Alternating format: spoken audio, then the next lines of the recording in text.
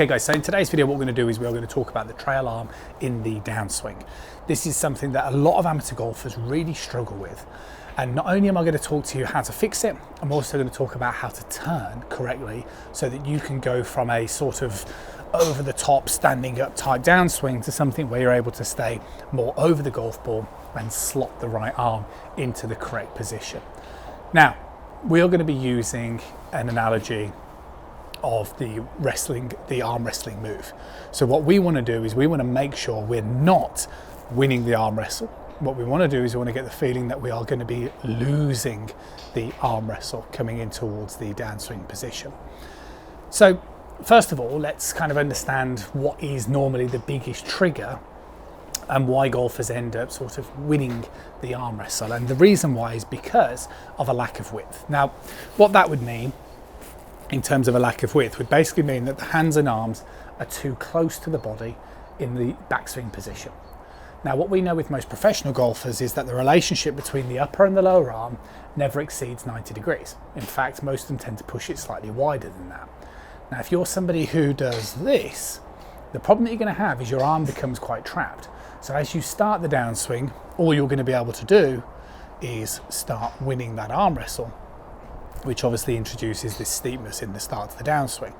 You're going to struggle from this kind of position to win the arm wrestle. Okay, so the first things first is just make a couple of swings in and around the house or wherever you are now, or next time you go to the range, and just make sure you really feel like you are pushing your hands away from your body in that backswing position, because it's going to get your arm into the best position to sequence the downswing. Now, what you then need to do is two things. The first one, which like I say surprises most golfers, is it's not a huge contortion. We're not trying to rotate the upper arm massively in towards the ball and in towards my shoulder, right, like so, because I think what happens with loads of people think it's this and they end up sort of shooting themselves forward. It's not so much that. What we need to do first of all is understand the forearm. So as I initiate my downswing, I'm going to basically get my forearm so it points more up towards the sky. See what I'm doing? So as my forearm points more up towards the sky, can you see the way it has a shallowing effect on the golf club itself? Okay. Now, as I'm doing this, what you then want to do is get your upper arm to move down towards the side of your body. And if you can do this type of motion, this is going to be theoretically losing the arm wrestle, which is going to have that shallowing effect on the golf club. So we don't want to be doing this. This is the big problem. What we want to be doing is this. This is the kind of motion that we need as we initiate the downswing. Now, practicing that will feel very peculiar, but you will be familiar with this because lots of pros say, oh, you should really just think about throwing the club to the side of you. Well, if I show you from here, look, as I sort of allow my forearm to rotate and my upper arm to move to the side of my body, see the way the club does go much wider than if I move more this way. So it's the correct move and it's the correct sort of feeling that we really need to have. But as I said, that's only half of the battle, because you could have the understanding of how to move this arm, but if you don't understand that you're supposed to rotate the body in such a way, then you're equally going to struggle. So what we now need to do is we need to just spend a little bit of time working on your rotational movement. And the best way to do this is just to demonstrate a nice backswing position where we get a good rotation in the backswing, okay?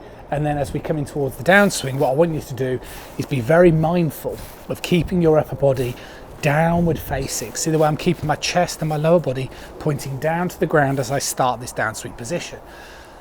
The reason why that's so key is because most golfers don't do that. They have a tendency to stand up. Everything goes too horizontal and upward facing. The reason for this is because if you move this way, you're going to be terrified because you're going to think everything's going to come down steep. However, if we can put the blend of both of those moves together, which is this feeling of moving down towards my lead side as I allow my arm to lose that arm wrestle, then all of a sudden we're going to be able to mimic what's going to look much more like a professional golf swing, as opposed to what tends to happen with most amateurs, which is that type of motion there. So it's really about understanding two critical movements.